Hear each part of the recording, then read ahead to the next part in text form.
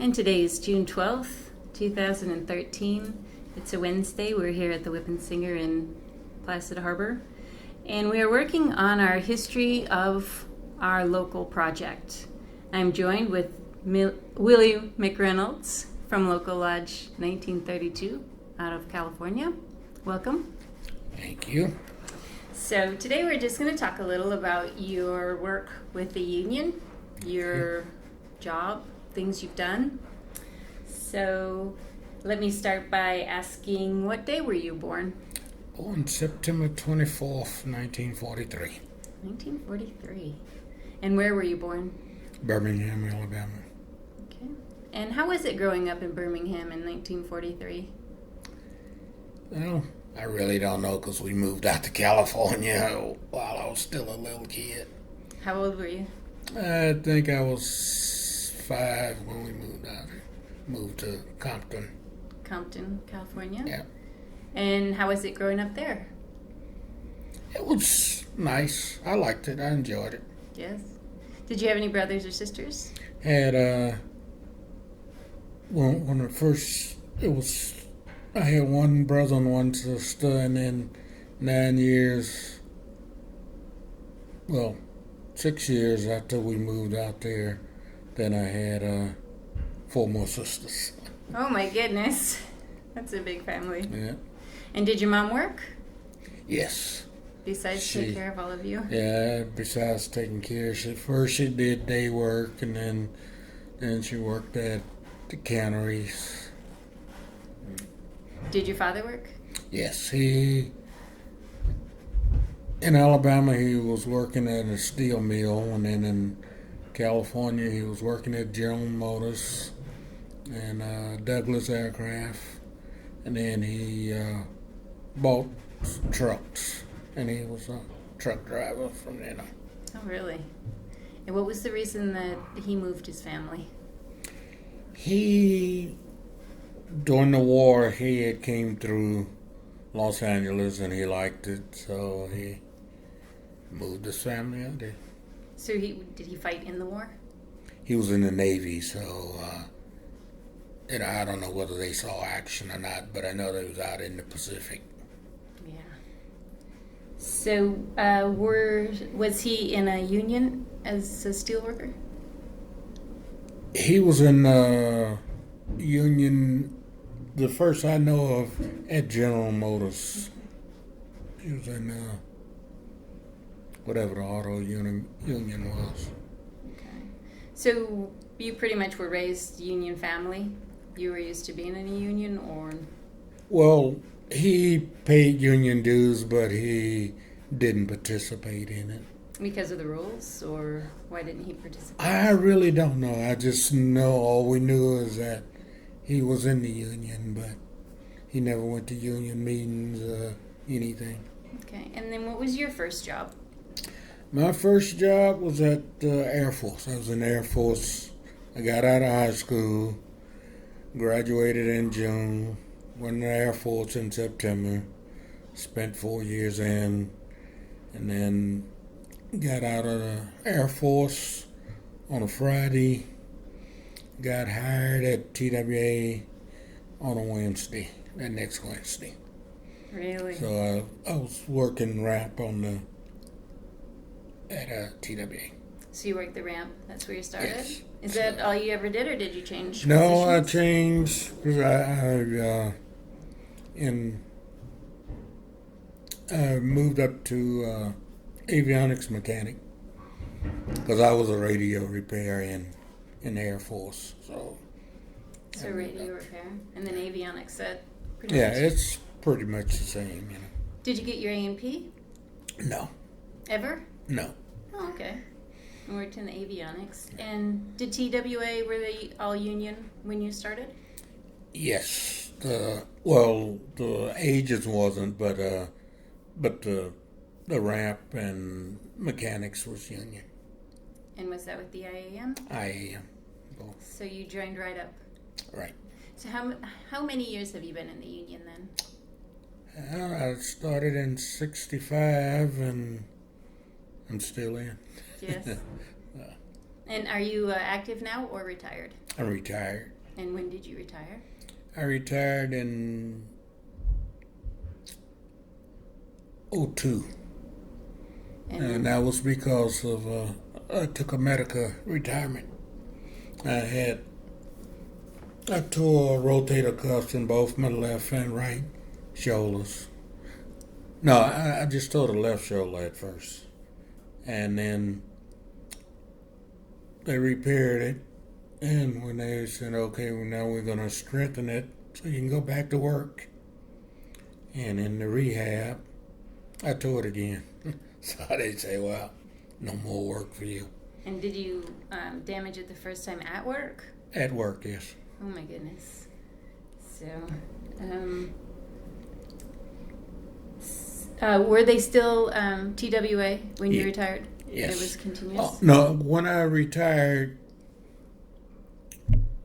American had come in, so I had an option. I could take a retirement from TWA or American, but TWA had a better insurance plan, so I went with TWA. Oh, okay. And did you hold any offices while you were in the union, while you were working? Yes, let's see. I started off naturally a shop steward, and I got elected to trustee, and I was on the safety committee. I was editor for the newsletter, and I also was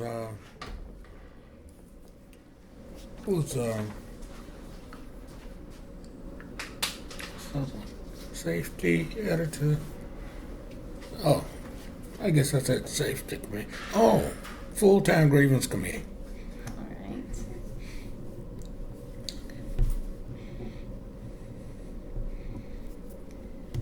And how many members were there in your union that you can recall? The local, to start off, we had about 1,600 members. I don't know how much it was at the end because we organized the ticket agents and reservation agents at TWA, so it was a lot more at the end. And then Go ahead. yeah. And then when we got through, when American took over, the agents went non-union, and the mechanics and ramp went TWU. Okay. And that was about the time, that was when you retired? Right. Okay. So at the time then you were a steward, how many stewards do you think that you had? We must have had 30, about 30. Did you do a lot of grievances? Quite a few. Did you? Yeah. Do you have any interesting stories about any of those that you can recall? Oh, it was, some of them, it was, some of them was real interesting, but, it was kind of personal, so, Yeah. Yeah. Okay. And did you enjoy your position as trustee?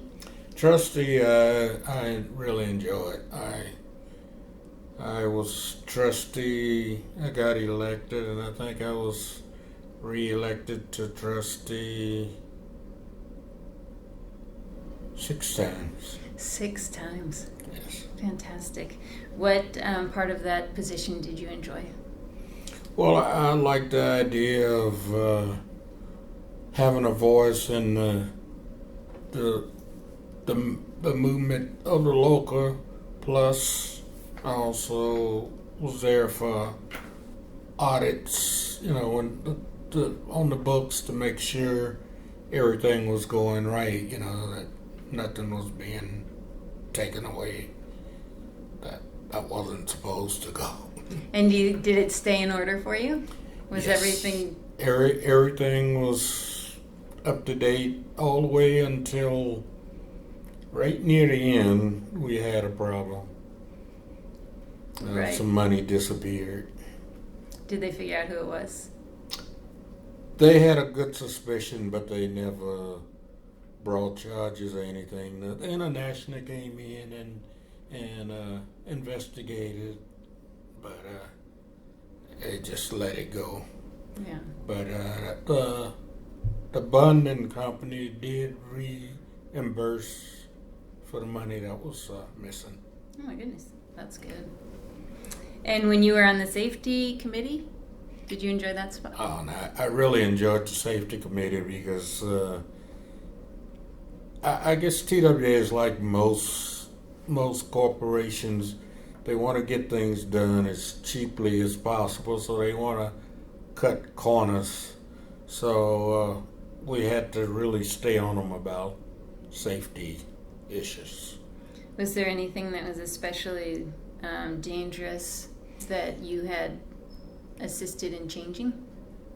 No, the basic things they was trying to do was trying to get people to cut corners when they was doing the, like you're supposed to work in jobs where you got to have a standby person on them. They, wanted you to do it without them and things like that. And, it just wasn't happening because you get somebody working in a fuel tank, they're in there working, and hey, those fumes can't overcome it, even though they got the test equipment there to be testing the air. You need that person there in case something did happen, and so it was it kept them honest. That's what I liked about it. It's a very useful position for you. Right. Yeah, that's good. And then you were editor of your Yes, local? I was editor of the local newsletter for about 2 years, I think. And that was fun because I got to write the editorials and all, and I did enjoy that. Did you have some good stories? Oh, I used to write some stuff that they didn't like to hear sometimes, That the company didn't like, or that the members didn't Well, like? it's both, because I called things, because we had a lot of members out there that they wanted to cut corners because they say, well, if we cut corners, we can get longer breaks and all this. And I would call attention to all this stuff that's happening. And so some of the members didn't like that at all. But other members did like it because it was, keeping things going the way they were supposed to go. That's good. Any other exciting stories? No, most of the best stories came when I was on the grievance committee. But on the grievance committee, most of that was confidential stuff, so I can't talk about those. Right. But there was some good ones. I mean, we had some people doing stuff that you wouldn't believe. Really? I gotta tell you about this one with no name.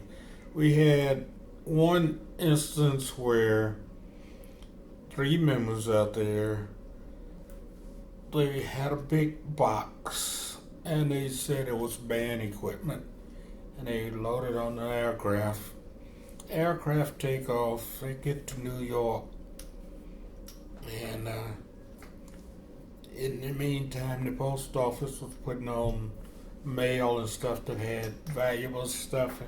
When it disappeared, nobody could figure out what happened because the post office stayed there and watched them close the door, and they was there when they opened the door, but nothing.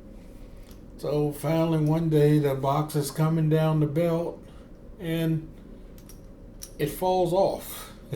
And here's this guy come rolling from out the box. He was in the box, had oxygen masks. He would go up, go through the mail and stuff, steal the valuable stuff. And they had some empty bags on there with some fake bag tickets. They would get in, put the stuff on them, put transfer bag tags on them, and when that plane land, these bags would go to this other airport, and and these guys would pick the box up there, and they would ship it back, and I guess they've done it for quite a while because the oxygen mask, the oxygen tank was almost empty when they caught them. Really? How did they catch them? The box fell off the belt and popped open, and that's the guy was in it. the only way the guy was in it. Yeah. Wow. So these guys got federal time for that. So you couldn't win that grievance, could you? Oh no, no, it was no winning that. That is quite a story. Yeah. Oh my goodness. It was one they wrote it up in Playboy magazine. Really? Yeah. Oh, so you guys They are wanted notorious. to make a movie out of it. Really? But Wow. I don't know. For some reason, they didn't. So they didn't miss the employee when he was in the box in the plane? Well, they would do that on their off time. Okay. So see, they would work, and then on their off time but they only did these on these flights from L.A. to New York. They used to have a lot of valuable stuff on there. Good time. And so they knew what flights to go on and do this. And what year would that have been? That must have been, I'd say that was in the 70s, somewhere, the mid-70s. Did it seem like there was maybe more room in the belly of the airplane? Because now they pack those things pretty tight with suitcases. Well, at that time, they had a lot of flights, and they wasn't like they are now. Now they've cut the flights down, so everything's going out. Back then, you had plenty of room on the plane, because back then you had no problem with getting on a pass and going where you want, when you want. But now, I don't even try and get on a pass anymore. So you've seen a lot of changes in the airline industry. Quite a bit. Yeah. And do you think they're for the better or the worse? Most seems to be for the worse. Yeah. The airline industry used to be about service to the passenger. Mm-hmm. Now, it's like they're doing you a favor to let you ride on the aircraft. So it's definitely the owners now only concern is for them to make money. Mm-hmm. Whether you're comfortable and happy as a passenger makes no difference to them at all. I mean, they used to have first class meals, filet mignon, porterhouse steaks and all this stuff. Nice. Yeah. Now you get a sandwich, So you're lucky if you get the sandwich. That's it. Yeah. So let's see. Do you think that being part of the union has given you opportunities that you may not have had otherwise? Yes. Being the benefits you get from the union, it's a phrase, but it's true. It pays to be in the union. It doesn't cost. It definitely, the benefits you get from being in the union is well worth the money you pay for union dues.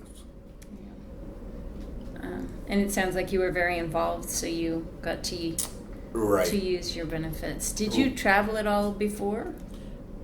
On union business, or did you always stay at home? Well, I once I started with the airline, I traveled a lot, both pleasure and union, because I used to go to all the union, conventions and conferences and things like that, to quite a few. Because, see, what it is out there, it's being in IAM, you had to get elected, and if you was good, you can get elected to these things, and I was good enough to get elected to participate in almost anything I wanted to. And then would you bring that information back to the rest of the membership? Oh yes, that's why because whatever I did, I came back with a full report, and it did help the membership. That's good. That's important. Do you see a difference in that now? I mean, the membership and the information they get, or the information that they're interested in? Well, as far as the union go, it seems like they still have good information, but it's just that they can't afford to send as many people to as many places, to get as much as they used to. It's just that the union membership have fallen off, so the money's just not there to send people like they used to send people. So at from the local level? From the local level, yes. Okay. Yes, on the international level and all, it's great. They still got the great service, the great programs and everything. So if a local can afford to send their people back to get all the training and stuff, they get grade A #1 service. Is there any classes that you took? Oh, I went to Leadership 1, Leadership 2, Advanced Leadership. Went to trustee training. Went to editor school. I'm sure some more I just can't think of right now, but I went to quite a few. Yeah, and how did you enjoy the leadership? The leadership was great because with me coming just from high school right into the workforce, and my father never taught me. Well, that's why I say when he was in the union, he never taught me what it was about and all. So I had no idea all this stuff was there, the information and stuff. So it was great, and it really helped me to learn these things, to get the training that I got from the union. It made me a much better leader than I would have been otherwise. That's good. Made you a good person. It was.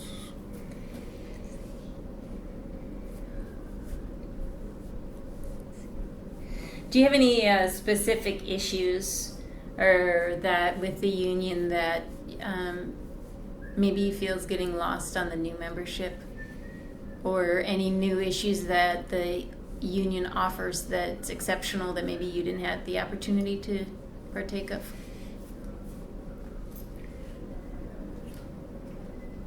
No, but I do have one thing that I did see that change. When I started off, it was very few women and very few non-whites that was in these leadership positions. And now, you look at your stewards, your local lodge leadership, all the way up to your zone presidents and everything, and it's all great. Just like now at the IAM, on the top level, we got blacks, we got women, we have everything now.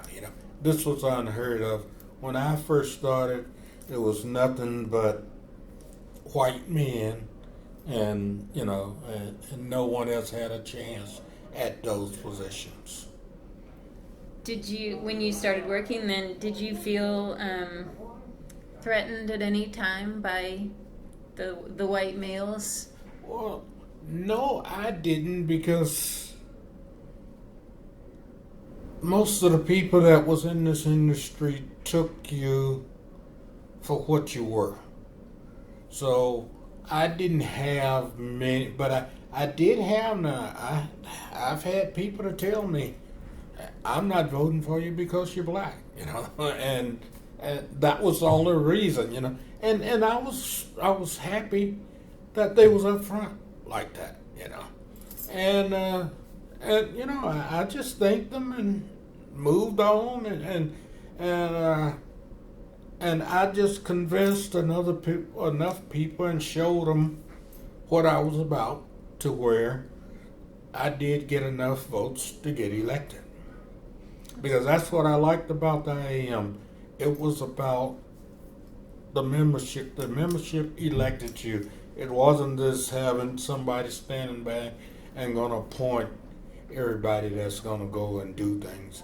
In our local, everything was done by election. That is good. So they could really measure your personality or your how well you were going to help them. Exactly. So that says a lot for you too, then, because you got reelected that many times. Right. So you were doing something good. And I was swung because this one guy came up to me, and I got elected when I also got elected to the grievance committee. He say, "You are the first black and just the second person to ever be on both the grievance committee and the executive board." You know, and I had never thought about that, but hey, I was proud of that once I found out, but I wasn't, you know, running because of that, because I didn't even know it until after it happened. You know? Yeah, that's fantastic. Yeah. So you're making history there. And did you? So were there other groups in your local, or were you local only of TWA? When we started off, we was only TWA, so it made it easier for us because we had just one group of managers to deal with. Afterwards, when they started, it really started when FedEx bought Flying Tigers. Then, you know, that local went away, so people that they had in their local, they had foreign flag, you know, they had a Mexicana and Air Mexico and a few other foreign flag carriers that came into our local. So then we had to stop just thinking TWA, and then we had to think of the good of all. And so it did change our thinking when that happened. Did you find it hard to help or service the other groups, keep them involved and apprised of information? Well, no, we didn't, because the other groups were so small, you didn't have any of them to try for the leadership positions. And they elected their stewards from their work group. Mm-hmm. So they got the necessary, you know, the people that knew the problems that they had. Because it wouldn't have made sense for me from TWA to go over to Air Mexico and try and work a grievance, and I have no idea how they worked over there, and you know, and what their contract consisted of. So, but they wasn't concerned about. They just wanted the representation, and that was all. So we didn't have any problems with that. Did they come to the meetings? We had the ones that wanted to be stewards came to the meeting because it was required if you was going to be any kind of official, you know, and a steward is official. If it was any official at all, you had to attend half of the available membership meetings in a year. Mm-hmm. So you have a little cross cut from everybody. Right. That's good. Did some of those people get on the board as well? None of them ever ran for any of the executive board positions. That's So interesting. they never did.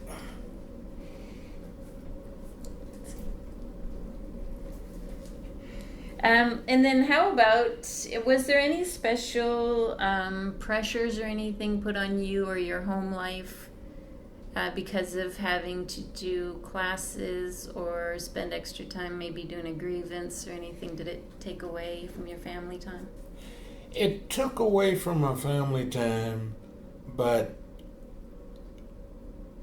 my family understood. So it was no problem. And so everything was all right there, you know.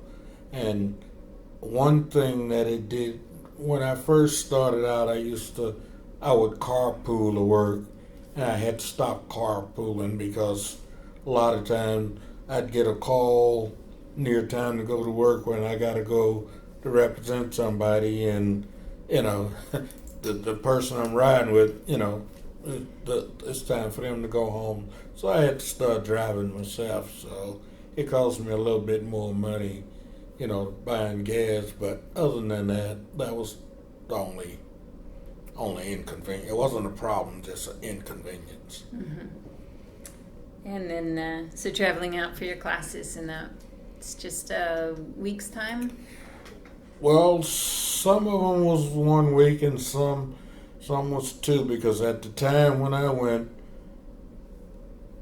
we didn't have this whipping singer center.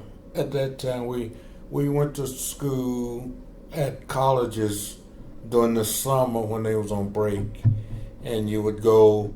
It was 2 weeks. You would be there, and and most of the time, I don't know why, they would go to school that was for girls, and I used to stay there, and my legs hang off the bed. But yeah. That's fun. So, what did you think when you were working and in the union, and you had done these positions, steward and trustee and safety editor and all that? Did you ever see yourself going further up and becoming a rep or anything like that?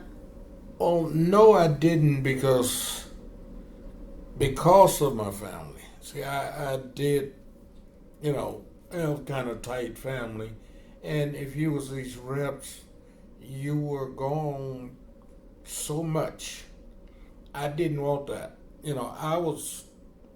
I had been talked to about why not run for that position, but I didn't want to be away from my family as much as I would have had to be to do that job. So and I believe if you're gonna do a job, do it right. Absolutely. Yeah.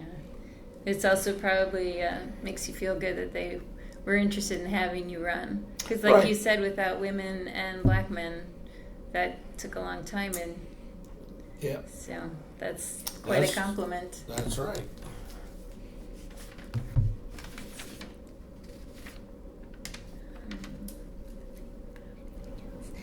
Do you have anything else that I may not have asked that you want to share that you can think of? Any stories? Anyone?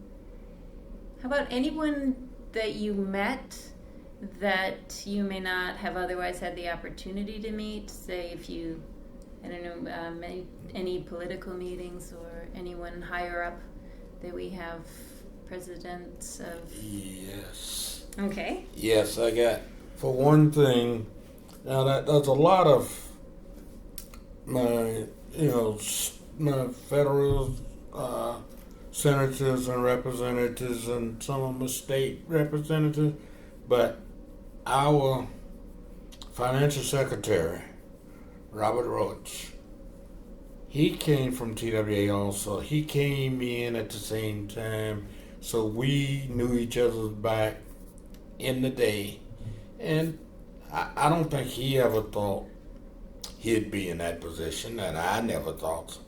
But at that time, what was so funny, I was one that I would always stand up. You know, I didn't care what you said about me. I would stand up and tell you what I believe. And I used to tell people at every convention, conference we went to at the end, I'd stand up and they'd ask for what does this delegate stand. I'd say, I'm standing because look at us out here and look at you up there. The membership out here does not look like you look up on the podium. And even though people at first thought I was trying to get a job for me, and when they found out, you know, I was approached and asked about it, and then they started understanding it wasn't that. But I think Robert Roach was one that at that time he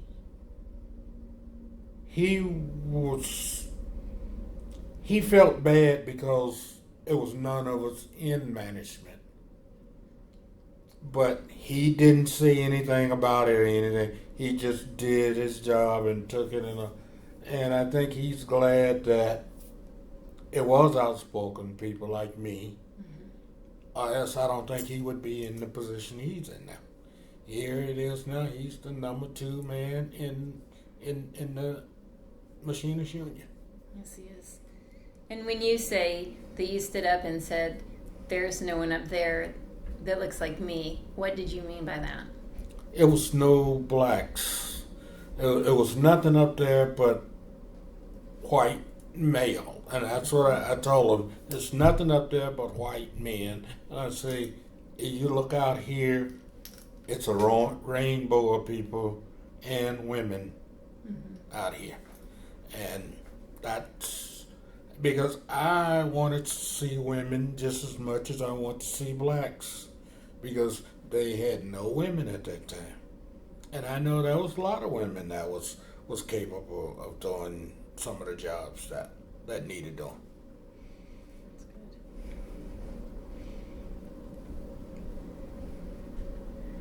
Did you also work with people of other ethnic backgrounds? Yes, I worked with people from a lot of Hispanics and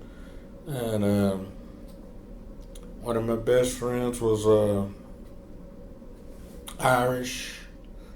Irishman, and another one from Scotland, and so I got along with them all. You know, like I say, I never was one. I didn't even look at people when I was coming up. When I bought my house, I called to report this guy that was walking up and down, walking in driveways and walking back out and just in and they asked me, what color is he? I couldn't even tell them because I don't pay attention to color, you know.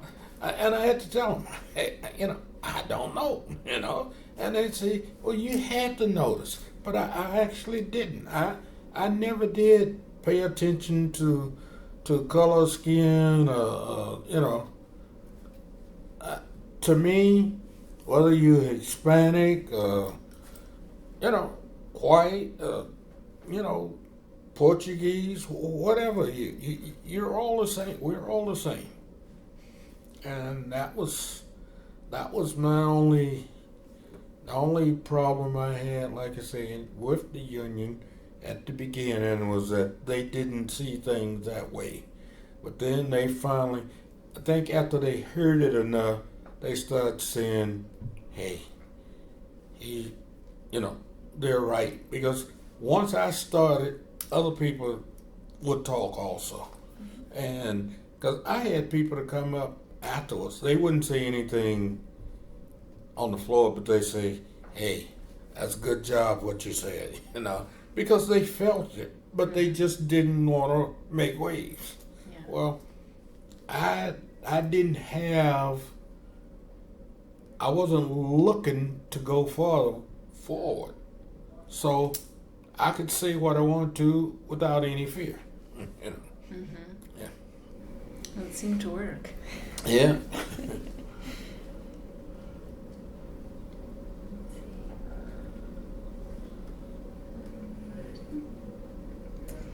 So is there anyone else that you've met because of your participation in the union?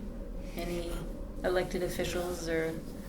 Well, I met quite a few elected positions in Congress and the state houses and all, where, because that's what I miss out. I was legislative chair for a while. Okay. And as legislative chair, I met quite a few people that I had to go and talk to, and these are people I never would have talked to, I don't think, otherwise if I hadn't been in that position. And like I say, the union provided me, with that opportunity. Did you have to do any door knocking? Oh yes, I did. Back in the, I paid my dues. I did door knocking. We plenty of going, trying to get people out to vote, and I did it all. Did you do it? Were you involved in any strikes or picketing? Yes, I was quite a few strikes.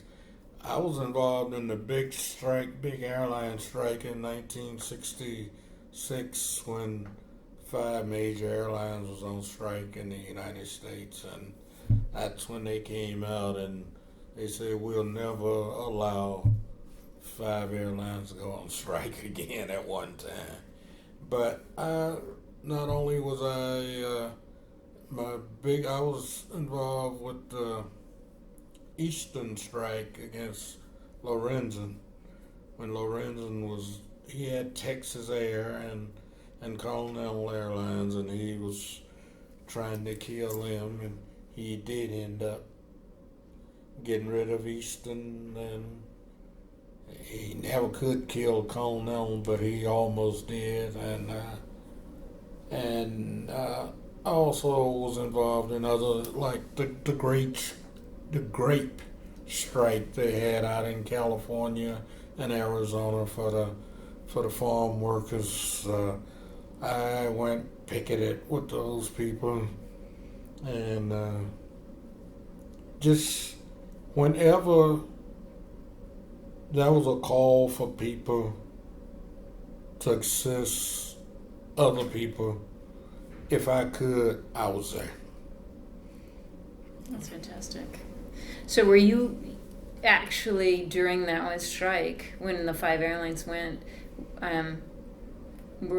was it part of your airline? So you were actually on strike yourself? In '66, yes, I was on strike too.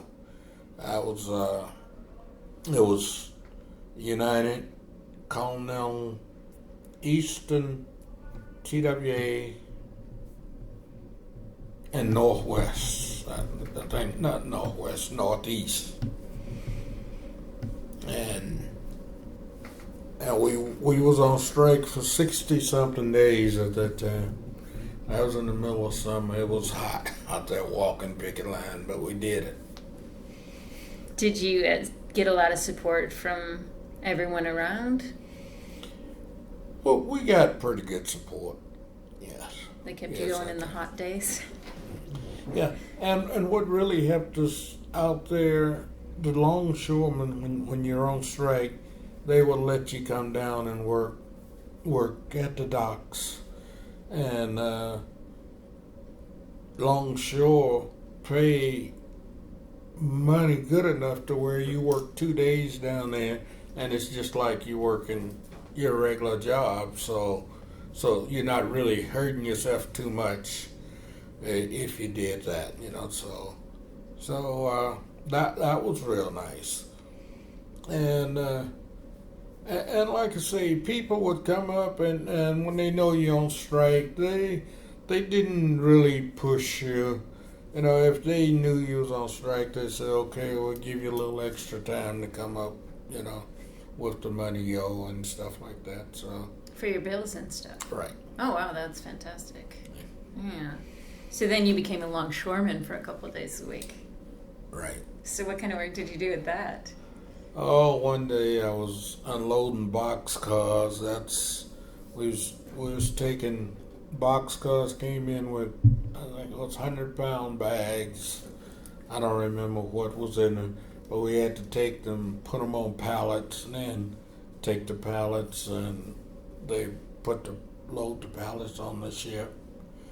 And I worked the steel ship one time. They sent in these ships with these big old rolls of steel, and you got to go down and hook them up, and it's dangerous work if you don't know what you're doing. But the guys help you and told you what to do, And I worked a rubber boat one time, and the rubber came over in bales, and you got to get them out the belly of the ship. You put them on. At that time, they didn't have containers; they had just flats, and you stacked them on the flat, and then they took them out. But it was nice work. It was hard work, but I was used to hard work, so I didn't mind it. Yeah. And at any time during the strike, did you think you wanted to switch? Oh, I wish I could, but I knew you couldn't. You can't just walk into the longshoreman. You got to. You really got to get someone to recommend you. And from what I understand, at that time they could only, while they're working, they only get to one other person that they can get hired. So, if you wasn't the son of somebody, you could forget it. Wow. So, yeah, that's different. Yeah. That's different than what you had with the airline. Well, that's exciting. What ended up changing so the strike would end? I think what ended up changing was the federal government, and because they was threatening to hit us with injunctions and force us back to work and all that. Because when we went back to work, we didn't get that much more than we did before we went out, But at that time, the political situation, I think, is what made the strike end. Well, that brings up a good point. What caused the strike? The strike was just caused by people wanting to make all the money and not give the workers a fair deal. All the workers was asking for is just, a fair, I'll give you labor, and for this labor, you give me a fair price. And they just didn't want to give a fair price. They wanted to make all the money, And, we know they're going to make a lot of money, but they shouldn't be at the place where they want to take all the money. And that's all it was. And that's the same thing with Lorenzen at Texas Air. That whole strike was just about money. He just wanted more money. He had plenty of money. He had Continental Airline, Texas International, but he just wanted more. Same thing at that time. I walked on the strike, and it was with the people that make Spam. And at the time we got to saying, cram your Spam, because I think everybody likes Spam. I loved them, but I wouldn't eat it. You couldn't eat it in my house. Same thing during the strawberry strikes. My kids and the grape, I'm saying strawberry, the grape strike. They love grapes, and I do too. But I don't. Hey, you can't bring them. Those people are on strike. Even though we wasn't on strike, we're supporting people that are on strike. Mm-hmm. And that's the only way for us to we got to support each other. Definitely. That's what they do in business, and the workers got to do the same thing. And it's more of us than it is of them. If we would support each other, we wouldn't have all the problems we have. Mm-hmm. At the time that you were going on strike, were you actually at a point for a contract negotiation, or did it just come up that it was time for a raise for everybody?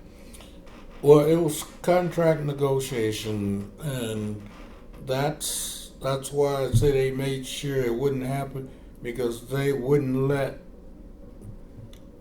that many contracts in at the same time. They staggered the time of contract in. So that was just because at that time all your contract was 3-year contracts, and I don't know how they managed to get one of them all, where you had 5 in it at the same time, but they realized they had made a mistake right afterwards, and they just didn't do it anymore. Do you participate in any other union-sponsored activities, food drives, or have you been to the guide dogs, or do you guys do anything as your local? Yes, I do for the guide dogs all the time, and I used to when I was working at what TWA did. We had a payroll deduction for guide dogs. We talked the company into letting that happen, and they would bring the dogs down and let us take them around the people at TWA, and they see them and all, and get money for the dogs, and I've always, I've helped support that, and any of these things that come around, I just believe that we are too good of a nation to have people in situations where they can't afford to get the things they need. A person lose their sight, they shouldn't have to worry about anything. It's no big thing. I know those dogs cost a lot to train and all, but hey, that money should be made available, and we got enough corporations making enough money to where they can support those kind of programs if they wanted to. But they just know that the most people that need these are working people, and they just don't want to give this type of benefit to a worker. Did you do any other activities for your local? For the local, no, I guess that's about all I did for the local. Yeah. But I did get into all kind of things. I played basketball for the company had a basketball team. I played on it, and we used to have the TWA employees club. I participate with it, and I just help with some of everything, but. What about moving into the future? What do you think of? What do you think's going to happen with the unions and the young kids coming in? And I don't know. It really seems as if the young kids are going backwards instead of forward. They now seem to think that they're owed something, and they don't want to work for it anymore. They want you to give it to them. And with that attitude, it's just a road to disaster. But hopefully the union can convince enough people and show them what you can do with the right attitude, and maybe we can change. Because these people going around, and like one of the worst things is these tattoos right now. You're getting these people getting all these tattoos in the face and studs and all this stuff, and then they go up to an employer, and don't understand why the employer will not hire them. Well, the way some of them look, I don't blame them. I wouldn't hire them either, you know. But this younger generation just feel, hey, I have a right to look whatever way I want to look, and you do have that right, but you pay for that right, and that's what they don't understand. That they're gonna have to pay for that right to look that way. That's true. Do you do any activities, or would you be willing to be called upon as a retiree to hold, say, a class or something to maybe educate the younger people on the advantages, benefits of unions? Sure, I would do that anytime, man. And like right now, with the retirees club we have out at our local, we try and talk to anyone that will listen to us. You know, we go and try, but it's not many people want to hear what you have to say. But what you're saying is a good thing. If you could get, and that's something the schools should look into, because you have a lot of retired people that's just looking for something to do. Mm-hmm. All they need to do is somebody to ask them. And if a school will go out and ask, hey, will you come?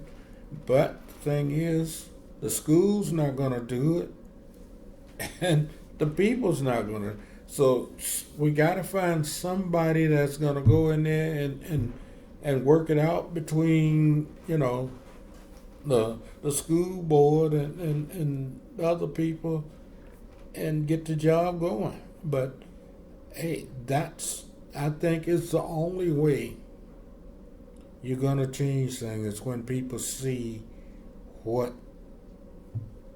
the union have done for people. Mm-hmm. The history. Right. See the history is. That's why I'm so concerned about the history now, because that's the only thing that's going to wake people up when they see. Mm-hmm. And so now you're working on this history of your local project and the union project, and where do you hope that it will go? Well, we're starting a thing. We're trying to get the younger workers involved from the beginning. If you can get involved at the beginning, then you will see the advantages, and you will see where the changes are and all. And that's what I hope. We are setting up.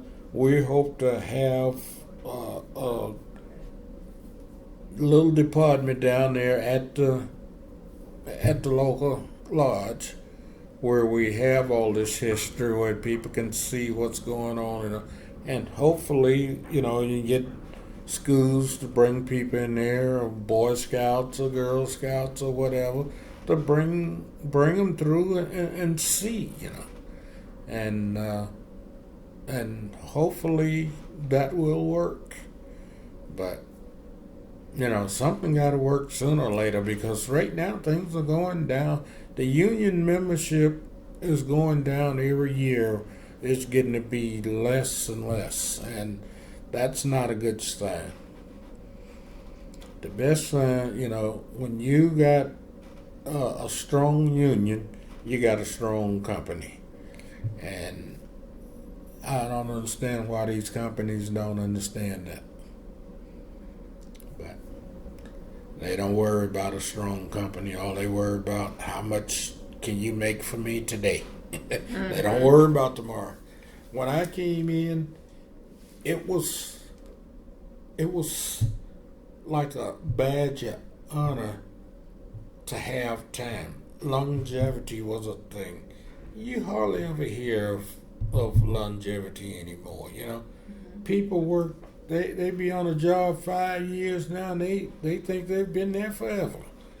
I mean, when we, you know, I went on the job in, like I say, in '66. I last worked in '98 was last September 31st of '98 was the last day I worked. But, you know, I still would have been working if I hadn't hurt myself. No, but the doctor said, no, you know, if you can tear this back that easy, you're doing it here in therapy and tell you can't go back, you know. So, yeah. Well, thank you. Is there anything else that I've missed or any other stories? No, I don't think so, and I thank you. I think you did a very good job there. Thank you. Appreciate it very much. Good. Okay. All right.